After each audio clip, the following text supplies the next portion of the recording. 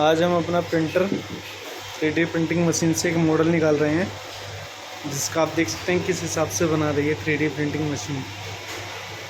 डाल देना 3D painting, 3D print, 3D model, 3D prototype. ये इसने इसका बेस बनाया है। ये क्रिएटिव 10X मैक्स प्रिंटर है, देख सकते हैं आप किस तरह काम कर रही है।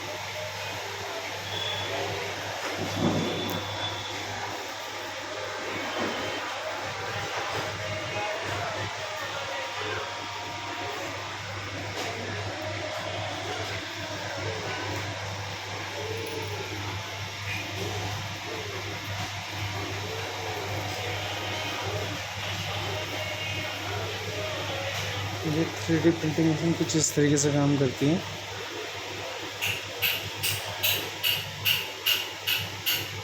इसका ये रहा, जहाँ से ये आ रहा है।